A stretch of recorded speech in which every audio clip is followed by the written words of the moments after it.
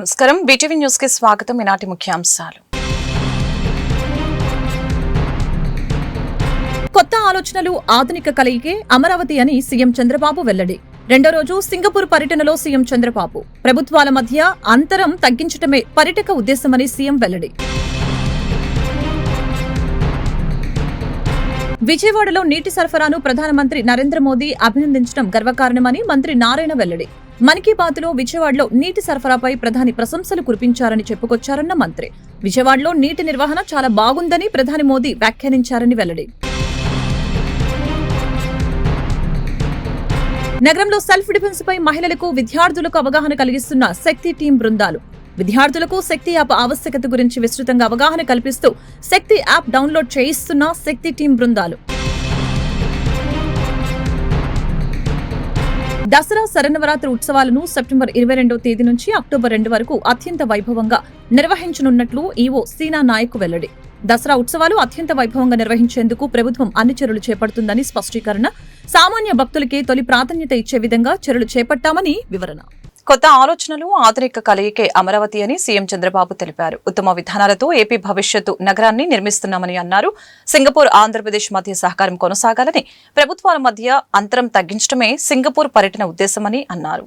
రెండో రోజు సింగపూర్ పర్యటనలో భాగంగా క్షేత్రస్థాయి పర్యటనకు వెళ్లారు ముఖ్యమంత్రి చంద్రబాబు నాయుడు. సోమవారం సింగపూర్లో 10,000 కుటుంబాలు నివాసం ఉండే బిడదారి ఎస్టేట్ ని సీఎం బృందం సందర్శించింది.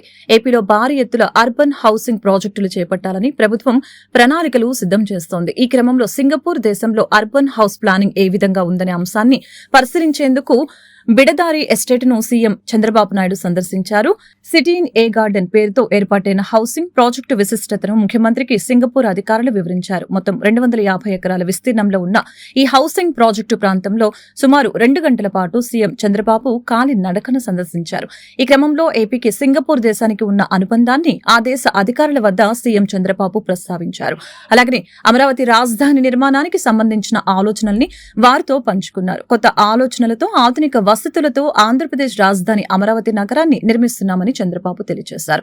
అమరావతి కోసం సింగపూర్ ప్రభుత్వం ఇప్పటికే మాస్టర్ ప్లాన్ ఇచ్చిందని, రాజధాని నిర్మాణంలో ప్రపంచ బ్యాంకు కూడా భాగస్వామి అవుతుందని ఈ సందర్భంగా పేర్కొన్నారు. గతంలో జరిగిన కొన్ని ఘటనల కారణంగా సింగపూర్, ఏపీ ప్రభుత్వాల మధ్య కొంత అంతరం ఏర్పడిందని ఈ అంశాన్ని సీఎం చంద్రబాబు గుర్తు చేశారు. అలాగనే గతంలో జరిగిన తప్పులను సరిదిద్దడంతో పాటు ఉన్న గ్యాప్ ని కూడా తగ్గించేందుకు ప్రస్తుతం తాను సింగపూర్ వచ్చానని అన్నారు. భవిష్యత్తులోనూ సింగపూర్, ఆంధ్రప్రదేశ్ ప్రభుత్వాల మధ్య సహకారం కొనసాగాలని ఆకాంక్షించారు.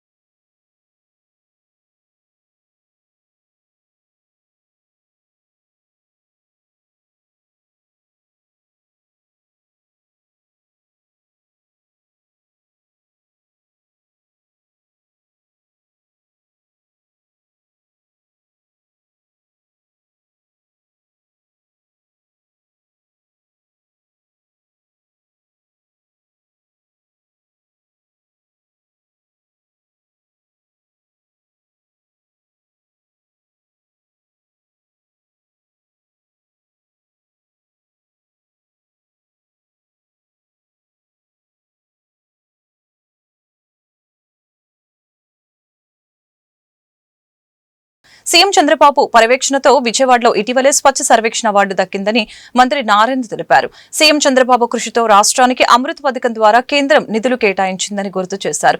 అమృత్ పథకం ద్వారా ఏపీ వ్యాప్తంగా అన్ని మున్సిపాలిటీల్లో వచ్చే 3 ఏళ్లలో ప్రతి ఇంటికి త్రాగునీరు అందించేలాగా చర్యలు తీసుకుంటున్నామని మంత్రి నారాయణ పేర్కొన్నారు. విజయవాడలో నీటి సరఫరాను ప్రధానమంత్రి నరేంద్ర మోదీ అభినందించడం గర్వకారణమని మంత్రి నారాయణ వ్యాఖ్యానించారు. ఆదివారం మన్ కీ బాత్ లో విజయవాడలో నీటి సరఫరాపై ప్రధాని ప్రశంసలు వర్షాలు కురిపించారని చెప్పుకొచ్చారు. విజయవాడలో నీటి నిర్వహణ చాలా బాగుందని ప్రధాని మోదీ వ్యాఖ్యానించారని గుర్తు చేశారు. ఈ సందర్భంగా Vijayawada municipal corporation commissioner Dhyanachandra ఇతర అధికారులు సిబ్బందికి మంత్రి నారాయణ అభినందనలు తెలిపారు. ఈ మేరకు మంత్రి నారాయణ ఓ ప్రకటన విడుదల చేశారు. ప్రధాని మోదీ వ్యాఖ్యలు కూటమి ప్రభుత్వ అభివృద్ధికి నిదర్శనమని మంత్రి నారాయణ ఉద్ఘాటించారు. సీఎం చంద్రబాబు పర్యవేక్షణతో విజయవాడలో ఇటీవలే స్వచ్ఛ సర్వేక్షణ అవార్డు దక్కిందని తెలిపారు. విజయవాడ కార్పొరేషన్లో ప్రతిరోజు 16 లక్షల మందికి స్వచ్ఛమైన త్రాగునీరు అందిస్తున్నామని వెల్లడించారు. కూటమి ప్రభుత్వం అధికారంలోకి వచ్చిన తర్వాత కొండ ప్రాంతాల్లో సైతం ఎలాంటి ఇబ్బందులు లేకుండా నీటి సరఫరా చేస్తున్నామని వివరించారు. ऐसे ही कराड़ में, विजयवाड़ा में वाटर मैनेजमेंट के कई नए उदाहरण बने हैं. अहमदाबाद में रिवर फ्रंट पर सफाई ने भी सबका ध्यान खींचा है.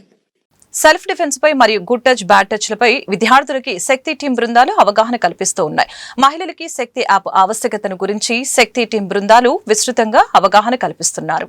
మహిళలు బాలికల యొక్క రక్షణ కొరకు కల్పించబడుతున్న మహిళా చట్టాలను గురించి మహిళలకు విద్యార్థులకు శక్తి యాప్ 112 అత్యవసర సేవలు 1930 సైబర్ మోసాల నివేదికల కోసం 1098 బాలల హెల్ప్ లైన్ 181 మహిళల హెల్ప్ లైన్ 1073 ట్రాఫిక్ సమాచారం కోసం 101 ఫైర్ ఎమర్జెన్సీ వంటి కీలకమైన టోల్ ఫ్రీ నంబర్లపై విస్తృతంగా అవగాహన కల్పిస్తున్నారు.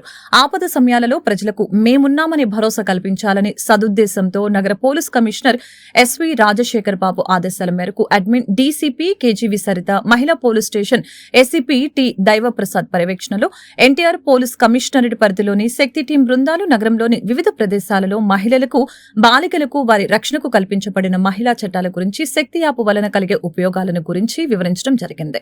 నగరంలోని వివిధ ప్రదేశాలలోని మహిళలకు, యువతులతో మాట్లాడి శక్తి యాప్ అనేది అక్రమాలకుల పాలిట ఆయుధంగా మారుతుందని తెలిపారు. మహిళల భద్రతకు ప్రభుత్వం అత్యంత ప్రాధాన్యతనిస్తుందని శక్తి బృందాలు తెలియజేశాయి. మహిళలకి, యువతులకు శక్తి యాప్ వలన ఉపయోగాలను తెలియజేసి వారి ఫోన్లలో శక్తి యాప్లను డౌన్లోడ్ చేయించడం జరిగింది.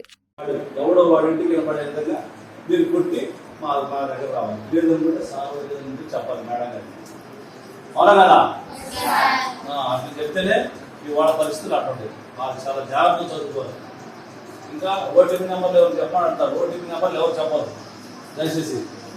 అమ్మఒడి కాబట్టి పడలేదని చెప్పండి డబ్బులు. కాబట్టి మీరు అందరూ చేయొద్దు అలాంటి. మమ్మీ వాళ్ళకి చెప్పండి, మీ తల్లికి చెప్పండి.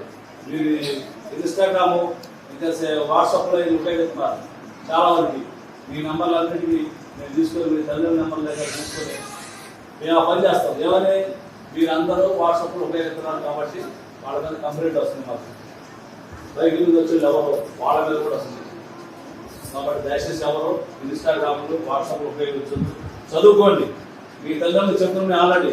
మీ నెంబర్లో తీసుకుంటాం, చెప్తాం. మీ పిల్లలకి ఫోన్ ఇచ్చారు, వాళ్ళు ఏం చూస్తున్నారు టెస్ట్ చేయండి. వాళ్ళు ఏం చూస్తున్నారు, చదువు గురించా, ప్రపంచం గురించి చూస్తున్నారా, వాళ్ళు ప్రపంచాన్ని పాటుపడుతున్నారా ఏదో చూడండి. ఒకసారి చెక్ చేయమన్నా. ఆ విధంగా చెక్ చేయడం దొరికితే చాలా చూసుకుంటాం. దసరా శరన్నవరాత్రి ఉత్సవాలను సెప్టెంబర్ 22వ తేదీ నుంచి అక్టోబర్ 2వ తేదీ వరకు అత్యంత వైభవంగా నిర్వహించనున్నట్లు ఆలయ కార్యనిర్వహణాధికారి వికే సీనా నాయకు తెలిపారు. దసరా ఉత్సవాల అత్యంత వైభవంగా నిర్వహించుకునేందుకు ప్రభుత్వం అన్ని చర్యలు చేపట్టిందని తెలియజేశారు. సామాన్య భక్తులకే తొలి ప్రాధాన్యత ఇచ్చే విధంగా చర్యలు చేపట్టామని, చంటి పిల్లలకు, వృద్ధులకు, దివ్యాంగులకు ప్రత్యేక సదుపాయాలు కల్పించామని అన్నారు. సెప్టెంబర్ 22 నుంచి ఇంద్రకీలాద్రిపై నిర్వహించనున్న దసరా మహోత్సవాల నిర్వహణపై సోమవారం కార్యనిర్వహణాధికారి వికే సీనా నాయకు వైదిక కమిటీ సభ్యులు, వేద పండితులతో కలిసి మీడియా ప్రతినిధులతో సమావేశం నిర్వహించారు. ఈ సందర్భంగా దసరా ఉత్సవాలకు సంబంధించి శుభ ఆహ్వాన పత్రికను విడుదల చేశారు. అనంతరం ఈవో మాట్లాడుతూ శ్రీ విశ్వావసునామ సంవత్సర దసరా మహోత్సవాలని సెప్టెంబర్ 22 నుంచి అక్టోబర్ 2 వరకు నిర్వహించాలని వైదిక కమిటీ నిర్ణయించినట్లు ఆయన తెలిపారు. దసరా మహోత్సవాలకి రాష్ట్ర నలుమూలల నుంచే కాకుండా ఇతర రాష్ట్రాలు, దేశ విదేశాల నుంచి పెద్ద ఎత్తున భక్తులు అమ్మవారి దర్శనానికి తరలి వస్తారని అన్నారు. భక్తుల మనోభావాలకు అనుగుణంగా సాధారణ భక్తులకి అమ్మవారి దర్శనం త్వరితగతిన జరిగేలాగా ఏర్పాట్లు చేసేందుకు ప్రణాళికల్ని రూపొందిస్తున్నామని తెలియజేశారు. ఆలయ స్థానాచార్యులు విష్ణుభట్ల శివప్రసాద్ శర్మ మాట్లాడుతూ దసరా శరన్నవరాత్రుల ఉత్సవాలలో భాగంగా శ్రీ విశ్వావసునామ సంవత్సరంలో నిర్వహించే ఉత్సవాలలో అమ్మవారు 11 రోజుల పాటు 11 అవతారాల్లో భక్తులకి దర్శనమిస్తారని అన్నారు. మూల నక్షత్రం రోజున రాష్ట్ర ప్రభుత్వం తరపున ముఖ్యమంత్రి ముఖ్యమంత్రి నారా చంద్రబాబు నాయుడు అమ్మవారికి పట్టు వస్త్రాలు సమర్పిస్తారని అన్నారు. అక్టోబర్ 2వ తేదీన విజయదశమి రోజున ఉదయం మహాపూర్ణాహుతి సాయంత్రం పవిత్ర కృష్ణానదిలో తెప్పోత్సవం జరుగుతుందని అన్నారు. ఏటా మాదిరిగానే అర్చక సభలు, వేద సభలు నిర్వహిస్తామని, ప్రతిరోజు నగరోత్సవం జరుగుతుందని శివప్రసాద్ శర్మ వివరించారు.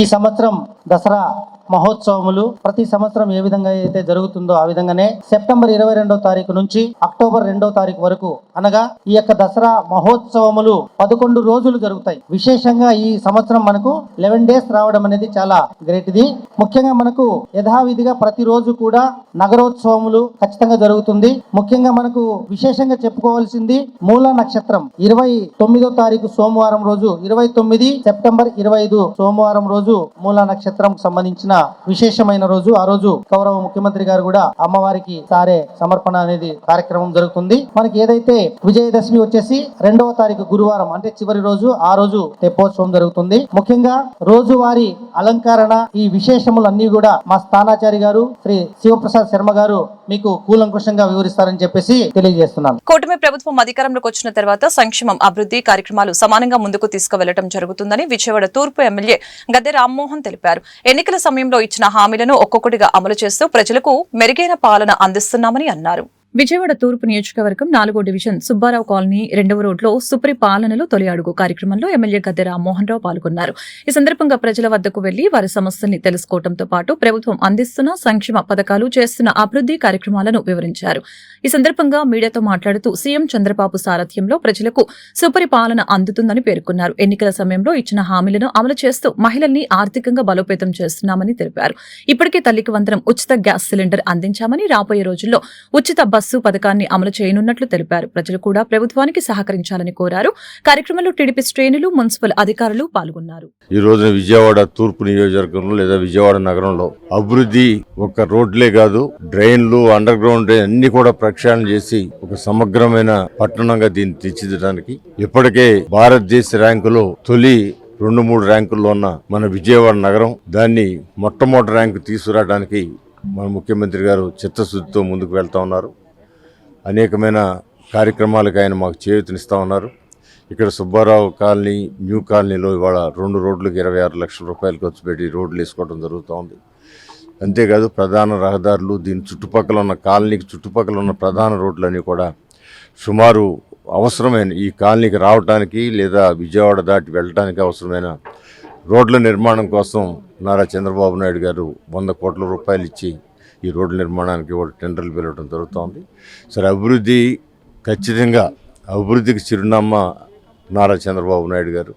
నిన్న సింగపూర్లో ఆయన వెళ్తే అక్కడ పలికిన స్వాగతం కానివ్వండి, అక్కడున్న అనేకమైన సంస్థలు వచ్చి ఆయన కలవటం కానివ్వండి, ఆ సంస్థలు గత ప్రభుత్వం వాళ్ళు అవమానపరిచిన దానికి వాళ్ళ 5 సంవత్సరాల పాటు మన రాష్ట్రానికి రాలేదు.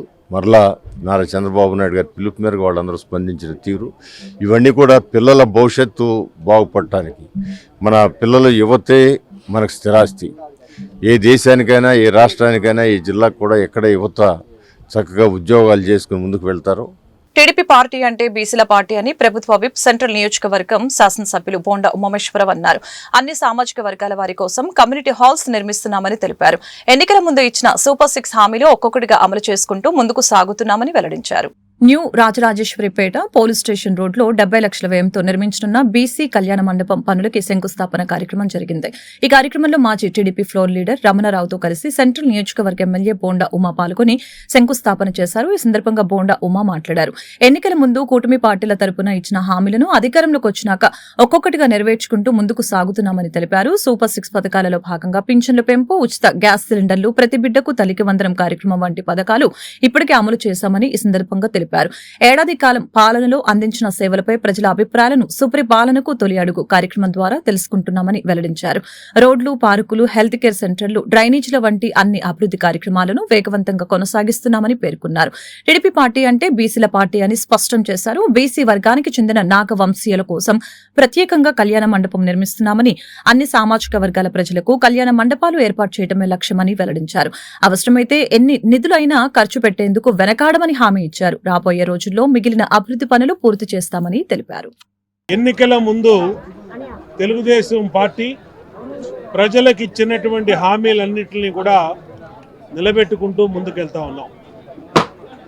తెలుగుదేశం పార్టీగా ఆ రోజు ఎన్నికల్లో పోటీ చేసేటప్పుడు సూపర్ 6 హామీలు ఇచ్చాం. పింఛన్లు పెంచుతానన్నాం, ఇచ్చిన మాట ప్రకారం పింఛన్లు పెంచాం. 3,000 4,000 ఇంటి దగ్గరికే తీసుకెళ్ళి ఇస్తున్నాం. వికలాంగులకి 3,000 6,000 ఇంటి దగ్గరికే తీసుకెళ్ళి ఇస్తున్నాం. అట్లాగే గ్యాస్ బండ్లు ఇస్తానన్నాం, ప్రతి మహిళా సోదరీమణికి 3 గ్యాస్ బండ్లు ఇస్తున్నాం. తల్లికి వందనం పేరు మీద ఎంతమంది పిల్లలు ఉంటే అంతమందికి దాదాపు 70 లక్షల మంది పిల్లలకి ఈరోజు తల్లికి వందనం ఇచ్చాం. అంతేకాకుండా త్వరలోనే ఆగస్టు 15 నుంచి ఉచిత బస్సు, అలాగే శ్రీనిధి కూడా మహిళలకి 18,000 రూపాయలు ఇస్తామని చెప్పాం. దాన్ని కూడా త్వరలోనే డేటు ఒక సంక్షేమ క్యాలెండరు విడుదల చేసి ఈ తేదీన ఈ స్కీమ్ ఇస్తున్నామని చెప్పి ఇవాళ అన్నీ కూడా ప్రకటిస్తూ ఉన్నాం. అంతేకాకుండా 12 నెలల పరిపాలన మీద ప్రజల దగ్గరికి వెళ్ళి ప్రజల అభిప్రాయం తెలుసుకున్నటువంటి పార్టీ ప్రభుత్వం ఏదీ లేదు. తెలుగుదేశం ఈ ప్రభుత్వంలో 12 నెలల పరిపాలన మీద ప్రజల దగ్గరికి వెళ్ళి సుపరిపాలన తొలి అడుగు అని చెప్పి ఆ కార్యక్రమం తీసుకుని డోర్ టు డోర్ కూడా మా నాయకులు మేము అందరం కూడా ప్రజల్లో ఉన్నాము. అంతేకాకుండా ఎన్నికల ముందు ఈ సెంట్రల్ నియోజకవర్గంలో సమస్యల మీద ప్రజలకి స్పష్టమైన హామీలు ఇచ్చాం. విజయవాడ రూరల్ మండలం పైడూరుపాడులో స్కిల్ డెవలప్మెంట్ సెంటర్ భవన నిర్మాణానికి మైలవరం శాసనసభ్యులు వసంత కృష్ణ ప్రసాద్ సోమవారం శంకుస్థాపన చేశారు. ఈ సందర్భంగా శాస్త్రోక్తంగా భూమి పూజ చేశారు. దీని నిర్మాణానికి డిఎంఎఫ్ నిధుల నుంచి 25 లక్షలు మంజూరయ్యాయి. ముందుగా గ్రామంలో జాతీయ గ్రామీణ ఉపాధి హామీ పథకం నిధులు 42.80 లక్షల వ్యయంతో నిర్మించిన సిమెంట్ రహదారుల్ని ప్రారంభించారు. ఈ సందర్భంగా ఎమ్మెల్యే వసంత కృష్ణ ప్రసాద్ మాట్లాడారు. గ్రామీణ ప్రాంతాలలో అభివృద్ధికి కూటమి ప్రభుత్వం కట్టుబడి ఉందని చెప్పారు. మైలవరం నియోజకవర్గంలో కోట్లాది రూపాయలతో అభివృద్ధి పనులు చేపట్టినట్లు వెల్లడించారు. ప్రజల సామాజిక అవసరాలు బహిరంగ ప్రయోజనాల కోసం ఇక్కడ స్కిల్ డెవలప్మెంట్ సెంటర్ నిర్మిస్తున్నట్లు పేర్కొన్నారు.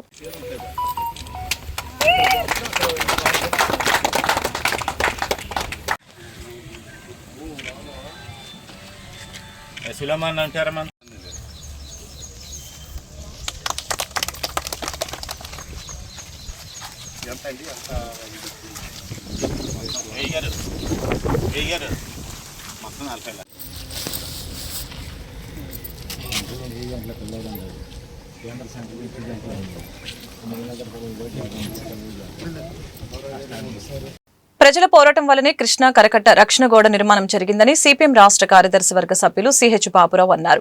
5 దశాబ్దాలుగా నివసిస్తున్న వారికి ఇళ్ల పట్టాలు ఇవ్వాలని ఆయన డిమాండ్ చేశారు.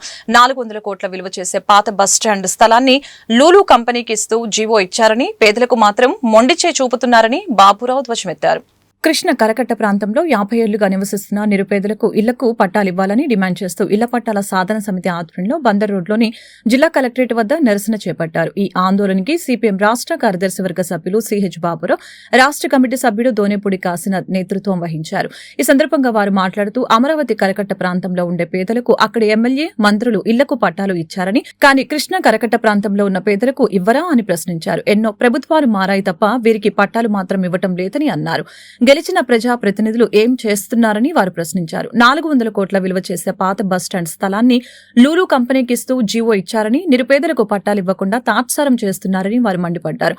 పేదవాడికి ఒక రూల్, పెద్దలకు మరొక రూలా అని నిలదీశారు.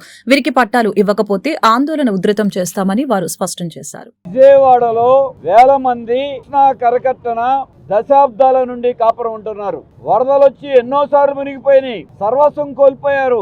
అయినా వేరే గత్యంతరం లేక కృష్ణా కరకట్ట మీదే ఉన్నారు. ఈ రోజు ప్రజల పోరాటం వల్ల కృష్ణా కరకట్ట మీద రిటైనింగ్ వాల్, రక్షణ గోడల నిర్మాణం జరిగింది. రక్షణ గోడ నిర్మాణం జరిగిన తర్వాత ఇవాళ వరద వచ్చే అవకాశం లేదు.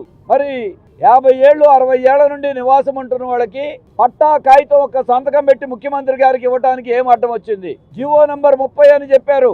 ఇల్లు నివాసం ఉంటున్న వాళ్ళందరికీ పట్టాలు ఇస్తామన్నారు. ఇంతవరకు పట్టాలు ఎందుకు ఇవ్వాల? దానికి తోడు విజయవాడలో రైవస్ కాలువ ఒడ్డున ఉన్నటువంటి పాత బస్ స్టాండ్ 400 కోట్ల రూపాయల విలువైన భూమిని దుబాయ్ లో ఉన్న లూలు కంపెనీకి ఇస్తూ వెంటనే జీవో ఇచ్చారు. దేశం గర్వించదగ్గ వ్యక్తి మాజీ రాష్ట్రపతి అబ్దుల్ కలాం అని ఎన్టీఆర్ జిల్లా వాకర్స్ గవర్నర్ ఏ విజయలక్ష్మి వెల్లడించారు. అబ్దుల్ కలాం పేరుతో వాకర్స్ అసోసియేషన్ ఏర్పాటు చేసి అనేక సేవా కార్యక్రమాలను నిర్వహిస్తున్న అసోసియేషన్ సభ్యులను అభినందించారు. Abdul Kalam walker association కేఎల్రావు park ఆధ్వర్యంలో మాజీ రాష్ట్రపతి అబ్దుల్ కలాం వర్ధంతి కార్యక్రమం జరిగింది. ఈ కార్యక్రమానికి ఎన్టీఆర్ జిల్లా వాకర్స్ గవర్నర్ ఏ విజయలక్ష్మి హాజరై అబ్దుల్ కలాం చిత్రపటానికి పూలమాలలు వేసి ఘనంగా నివాళులు అర్పించారు. ఈ సందర్భంగా ఆమె మాట్లాడుతూ అసోసియేషన్ చేస్తున్న సేవా కార్యక్రమాలని కొనియాడారు. పార్టీలో అనేక సేవా కార్యక్రమాలు అసోసియేషన్ ద్వారా నిర్వహిస్తున్నామని, బిల్డర్స్ అసోసియేషన్ ఆఫ్ ఇండియా అడిగిన వెంటనే వాకర్స్ అసోసియేషన్ కి 30 కుర్చీలు అందజేశారని అన్నారు. పార్కులో యోగా కార్యక్రమాన్ని నిర్విరామంగా కొనసాగిస్తున్నామని అన్నారు. అనంతరం వాకర్స్ గవర్నర్ విజయలక్ష్మిని, సీనియర్ సిటిజన్ ఎం బాల నాగేశ్వరిని, యోగా గురువు సుబ్బారావును ఘనంగా సత్కరించారు. కార్యక్రమంలో అసోసియేషన్ కార్యదర్శి జగిపిళ్ల శ్రీనివాసరావు, బీరం శ్రీనివాసరావు, బీజేపీ నాయకులు అవ్వారు బుల్లబ్బాయ్, ఓబులేశ్వరరావు, వేముల వెంకట్రావు తదితరులు పాల్గొన్నారు. నేషనల్ ఎన్టీఆర్ జిల్లా మరి విజయలక్ష్మి ఈ సంవత్సరం గవర్నర్గా పదవికి అంగీకరిస్తూ మరి ఈరోజు కేఎల్ఆర్ పార్క్ దగ్గర ఉండడం జరిగింది. కేఎల్ఆర్ పార్క్ లో అబ్దుల్ కలాం వాకర్స్ క్లబ్ తరఫు నుంచి మరి ఈ రోజు చక్కటి కార్యక్రమం, మరి వీళ్ళు వాకర్స్ తో పాటు యోగా కార్యక్రమం, షటిల్, అలాగే వీళ్ళకి రిక్వైర్మెంట్స్ ఏవైతే ఉన్నాయో వీళ్ళు ఫామ్ చేసుకుంటూ క్లబ్ మెంబర్స్ అందరితో కోఆర్డినేట్ చేసుకుంటూ ఎవ్రీ మంత్ చక్కటి యాక్టివిటీస్ కూడా కండక్ట్ చేస్తూ, దీంతో పాటు పేద విద్యార్థులకు కూడా చక్కటి స్పాన్సర్స్ కూడా వీళ్ళే జనరేట్ చేసుకుంటూ మరి అందరికి ఇవ్వడం కూడా అందించడం జరుగుతుంది. దీంతో పాటు ఎవ్రీ సీజన్ ఏ సీజన్ అయితే ఉంటుందో దాని రిలేటెడ్గా ఉన్న ఏవైతే కార్యక్రమాలు ఉన్నాయో అన్ని కూడా జయప్రదంగా మరి వీళ్ళు నిర్వహిస్తూ చక్కటి కార్యక్రమాలు, అలాగే నేచర్ సంబంధించింది మంచి గ్రీనరీ కూడా మరి ఇక్కడ ఫామ్ చేయడం, ఈ గ్రౌండ్ చాలా బాగా డెవలప్ చేయడం, మరి పట్నాయక్ గారు చాలా వెల్విష్గా వీళ్ళు అందరు మెంబర్స్ కోఆర్డినేషన్తో చక్కటి కార్యక్రమాలు నిర్వహిస్తున్నారు. అబ్దుల్ కలాం వాకర్స్ అసోసియేషన్ ఆధ్వర్యంలో ఈరోజు అబ్దుల్ కలాం గారి వర్ధంతి సందర్భంగా ఈ కేఎల్రావు పార్కులో కార్యక్రమం నిర్వహించడం జరిగింది. ఈ కార్యక్రమానికి వాకర్స్ ఇంటర్నేషనల్ ఎన్టీఆర్ జిల్లా గవర్నర్ గారు అయినటువంటి విజయలక్ష్మి గారు వచ్చి మాతో క్లబ్ కార్యక్రమం నిర్వహించడం, ఈరోజు అబ్దుల్ కలాం వర్ధంతి కార్యక్రమం పూల కార్యక్రమం నిర్వహించి అనంతరం బిల్డర్స్ అసోసియేషన్ ఆఫ్ ఇండియా వారు అమరావతి సెంటర్ వారి యొక్క మేము అడగంగానే వెంటనే వారి యొక్క 25 కుర్చీలు మాకు స్పాన్సర్ చేయడం జరిగింది. అంతేకాకుండా జగిపిల్ల శ్రీనివాసరావు గారు యోగా వారికి మైక్ కావాలంటే వారు మైక్ ఇవ్వడం జరిగింది. ఈరోజు ఆ మైక్ కానీ అలాగే సత్యనారాయణ గారు వారు ఏంటంటే 2 ఫ్యాన్లు ఇవ్వడం జరిగింది. ఇలాంటి సేవా కార్యక్రమాలు చేస్తూ కేఎల్రావు పార్కులో అనేక సర్వీస్ కార్యక్రమాలు నిర్వహిస్తూ ఈరోజు ఇంత చక్కటి కార్యక్రమం నిర్వహించడానికి సహకరించిన పెద్దలందరికీ పేరు పేరున మనస్ఫూర్తిగా ధన్యవాదాలు తెలియజేసుకుంటూ వాకర్స్ సీనియర్ లీడర్స్ అందరికి కూడా మా ధన్యవాదాలు తెలియజేస్తున్నాం. మన దేశంలో పార్లమెంటుకి విశేష అధికారాలు ఉన్నాయని సుప్రీంకోర్టు మాజీ న్యాయమూర్తి జస్టిస్ లావు నాగేశ్వరరావు తెలిపారు. పార్లమెంట్ నిర్ణయాలను సుప్రీంకోర్టు సైతం నియంత్రించజాలదని స్పష్టం చేశారు. అలాగని రాజ్యాంగమే సుప్రీమని డాక్టర్ బిఆర్ అంబేద్కర్ స్పష్టం చేసిన విషయాన్ని ఈ సందర్భంగా ఆయన ప్రస్తావించారు. ఏ ఒక్కరూ రాజ్యాంగానికి అతీతులు కారని, ప్రతి ఒక్కరూ రాజ్యాంగానికి కట్టుబడి ఉండాల్సిందేనని తెలిపారు. సిటిజన్స్ ఫర్ డెమోక్రసీ ఆధ్వర్యంలో రాజ్యాంగ పరిధిలో జవాబుదారీతనం అనే అంశంపై ఉపన్యాసం ఏర్పాటు చేశారు. సిద్ధార్థ ఆడిటోరియంలో జరిగిన ఈ కార్యక్రమంలో సుప్రీంకోర్టు మాజీ న్యాయమూర్తి జస్టిస్ లావు నాగేశ్వరరావు పాల్గొన్నారు. ఈ సందర్భంగా ఆయన మాట్లాడారు. దేశంలో సుపరిపాలన అనేది చాలా ప్రధానమని తెలియజేశారు. స్వాతంత్ర్యం వచ్చిన తర్వాత డాక్టర్ బిఆర్ అంబేద్కర్ నేతృత్వంలో కమిటీ 3 ఏళ్లు కష్టపడి మన రాజ్యాంగాన్ని రూపొందించిందని తెలియజేశారు. ప్రజాప్రతినిధుల ఫిరాయింపులను రాజ్యాంగం సమ్మతించదని అన్నారు. గడిచిన 10 ఏళ్లుగా తెలుగు రాష్ట్రాలలో శాసన సభాపతుల వ్యవహార శైలిని తాను పరిశీలిస్తున్నట్లు తెలిపారు. ఏ స్పీకర్లు సభ్యుల అనర్హతపై నిర్ణీత సమయంలో నిర్ణయం తీసుకోలేకపోతున్నారని ఆవేదన వ్యక్తం చేశారు. ప్రజలకు రాజ్యాంగం ప్రసాదించిన హక్కులను న్యాయ వ్యవస్థ కాపాడాల్సి ఉందని అన్నారు. వ్యవస్థలో జవాబుదారీతనం పెంచడంలో సమాచార హక్కు చట్టం ఎంతో దోహదపడుతుందని అన్నారు. ఉన్నత శ్రేణి వర్గాలు ఓటు హక్కు వినియోగించుకోవడంలో నిర్లక్ష్యం వ్యవహరించడం తీవ్ర బాధాకరమని అభిప్రాయం వ్యక్తం చేశారు. మాజీ అడ్వకేట్ జనరల్ డివి సీతారామమూర్తి మాట్లాడుతూ మేరపుడిత రాజకీయాలు పెరగడం పట్ల ఆందోళన వ్యక్తం చేశారు. ప్రజా ప్రతినిధుల్లో 45% క్రిమినల్ కేసులు ఉన్నాయని తెలిపారు. రాజ్యాంగ వ్యవస్థ మనుగడకి ఈ ధోరణి ప్రమాదకరమని ఆయన అభిప్రాయం వ్యక్తం చేశారు. రాష్ట్ర ఎన్నికల కమిషన్ మాజీ కమిషనర్ నిమ్మగడ్డ రమేష్ బాబు మాట్లాడుతూ అవినీతిలో నిర్మూలనలో నాయకుల కంటే అధికార వ్యవస్థకు గురుతర బాధ్యత ఉందని అన్నారు. ఉద్యోగులు అధికారుల ప్రాపకం కోసం పనిచేయడంతో వారిలో నైతిక ధైర్యం దెబ్బతింటుందని అన్నారు. ఉద్యోగులు క్రియాత్మకంగా గుణాత్మకంగా ఉండాలని ఆయన సూచించారు. ఉద్యోగ సంఘాలు వారి ప్రయోజనాల కోసం తప్ప బాధ్యతలు గుర్తించకపోవడం శోచనీయమని అన్నారు. డాక్టర్ ఎంసీ దాస్ తదితరులు కార్యక్రమంలో పాల్గొన్నారు. మిగతా రాష్ట్రాలన్నింటినీ కూడా దాటుకుని ముందు ప్రథమ శ్రేణిలో నిలిచే దీనివల్ల ఆంధ్రప్రదేశ్లో ప్రజా చైతన్యం ఉంది, ప్రజాస్వామ్యం మంచి పునాదుల మీద ఉన్నది అని చెప్పే ఒక నమ్మకం ఒక స్ఫూర్తి కూడా వచ్చిందని చెప్పేసి నేను ఈ సభాముఖంగా తెలియజేయడానికి చాలా సంతోషిస్తా ఉన్నా. ఈరోజు చర్చా కార్యక్రమంలో మేము చాలా కాలంగా భావించాం, ముఖ్యమైన సమస్యల గురించి పెద్దల చేత విశ్లేషణపూర్వకంగా వారి అనుభవాలతో వారికున్న ప్రావీణ్యతతో కనుక చేసినట్లయితే అది సమాజానికి హితవుగా ఉంటుందని చెప్పి మా ఉద్దేశం. దాంట్లో భాగంగా ఈ కార్యక్రమం ఏర్పరిచాం. ఈ కార్యక్రమానికి ఉన్న విశిష్టత ఏంటంటే, వచ్చిన ఇద్దరు ముఖ్య అతిథులు ఒకే ఆఫీస్లో, జె సూర్యనారాయణ గారి ఆఫీస్లో సహచరులుగా పనిచేసిన మిత్రత్వం, స్నేహం ఉన్న వ్యక్తులు కావటం అత్యంత అపురూపం, విశేషం. ముఖ్యంగా వీరిలో ఉదాత్తత గురించి నేను ప్రత్యేకంగా చెప్పగలను, కానీ 1-2 మాటలు మాత్రం చెప్పక తప్పదు. ఎల్ నాగేశ్వరరావు గారు అగ్రశ్రేణి అడ్వకేట్ల జాబితాలో సుప్రీంకోర్టులో ఉండి, వారు సుప్రీంకోర్టు బెంచ్కి రావాల్సిన అన్నప్పుడు వారి ఇతర ప్రయోజనాలను పక్కకు పెట్టి మనం ప్రజా ప్రయోజనాలకు రక్షించాలి అన్న ఒక ఉన్నత సదుద్దేశంతో ఆయన సుప్రీంకోర్టు పదవిని చేపట్టారు. ఆయనకేమీ అవసరంతో కాదు, అది ఒక అవకాశంగా ఆయన భావించారు. ఎంతోమంది కుటుంబ సభ్యులు ఢిల్లీలో నిరభ్యంతరంగా ప్రాక్టీస్ చేసుకోవచ్చు, దానికి ఎటువంటి ఇబ్బందులు లేనప్పటికీ వారు తమ కుటుంబ సభ్యుల్ని సున్నితంగా ఢిల్లీ నుంచి బెంగళూరుకి తరలించారు.